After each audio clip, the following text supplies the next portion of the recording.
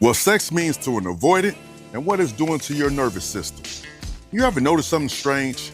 Your avoidant can give you incredible sex and still feel emotionally distant the next morning. That's not contradiction, that's the blueprint. Sex means something different to an avoidant than it does to an anxious partner. For you, sex is connection, it's closeness, it's reassurance. It's the moment where the relationship finally feels secure.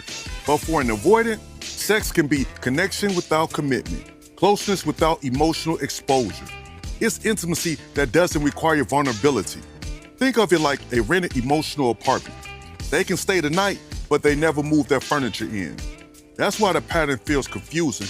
During sex, they can feel present, affectionate, passionate, even loving. But once the emotional conversation begins, they pull back. Because physical intimacy and emotional intimacy are two different circuits in the avoidance brain. One feels safe, the other feels threatening. If you've ever felt close to an avoidant during sex and extremely distant the next day, comment enough. Follow if you're learning how attachment psychology actually works. Now let's talk about what that does to your nervous system. Because the real hook isn't sex itself, it's emotional chemistry that follows. Your brain starts linking intimacy with reassurance. After distance, after arguments, after silence, sex becomes the moment everything feels normal again. It's like emotional oxygen returning to the room, and your nervous system starts chasing that oxygen.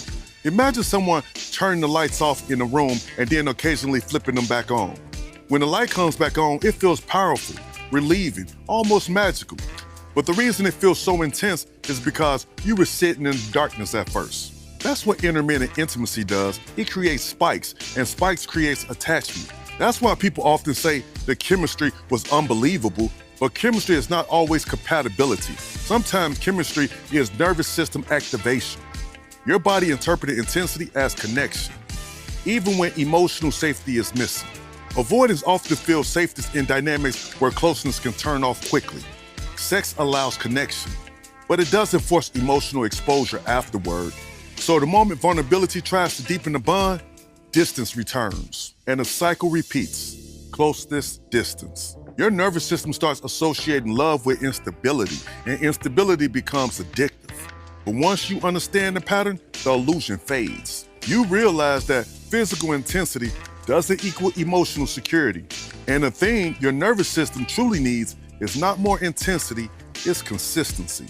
If you're ready to stop mistaking intensity for intimacy and start understanding the real psychology of attachment, check out my ebook, The Avoidant Effect. The link is in the bio. Think about it.